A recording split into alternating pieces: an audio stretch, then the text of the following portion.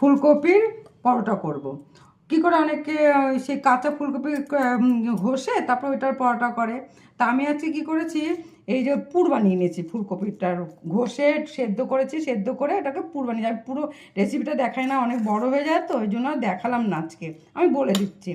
কয়েকটা ঘষবে, ঘষে একটু জলটা ছেঁকে ফেলে দেবে, মানে গরম করে নুন দিয়ে। তারপরে এটাকে তোমাদের ইচ্ছা মতন, তোমাদের যা ইচ্ছা মশলা দেবে, দিয়ে এটাকে কষাবে। আমি দিয়েছি একটু আদা, বেশি কিচ্ছু দিইনি, আমি দিয়েছি আদা কুচি দিয়েছি, একটু ধনে গুঁড়ো দিয়েছি, একটু কস্তুরি মেথি দিয়েছি, ধনে পাতা দিয়েছি, ব্যাস। এবার একটু তোমাদের মতন করে লাস্টে একটুখানি গরম মশলা দিয়েছি, তোমাদের মতন করে নেবে। এবার আমি আটাটা মেখে নিয়েছি, এটার মুখে এখানে আমার অর্ধেক আটা আছে, অর্ধেক ময়দা আছে। আমি পুরো ময়দা দিয়ে করি না, আমি আটা দিয়েও করি শুধু। এটা ময়দার আটা মিশিয়ে নিয়েছি। এবার কি করবো, এবার এই যে এরকম রুটির মতন বেলে নিই না, এখানটায় অর্ধেকের মধ্যে এভাবে দিয়ে নেবে। অনেকে কি করে একটা বাটি করে তার মধ্যে পুরটা দিয়ে দেয়, তারপরে করে। আমি একটা সহজ পদ্ধতি তোমাদের দেখাচ্ছি, এতে কি হবে, তোমার পুরটা না বেরিয়ে যাবে না।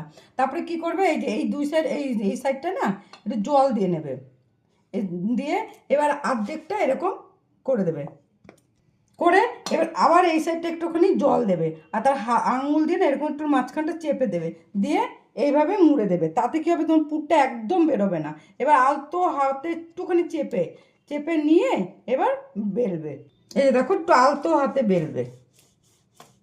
এ দেখো, এবার বেলে নিলাম, বেরোলো না, নাহলে অনেকটা বেরিয়ে যায়। দেখো আমি আগে 3টা করে রেখে দিয়েছি। এবার আমি গরম তাওয়াতে আমি শ্যালো ফ্রাই করবো। দেখো, আগে প্রথমে না একটু শুকনো খোলায় ভেজে নেবে, কারণ আমি না বেশি চুপচুপে ঘি দিয়ে ভাজি না, শুকনো করে ভালো করে একটু রুটির মতন ছেঁকে নেবে, তারপরে ঘি দিয়ে দেবে। এ দেখো, এবার আমি অল্প অল্প করে 2 পিঠে ঘি দিয়ে ভেজে নিই।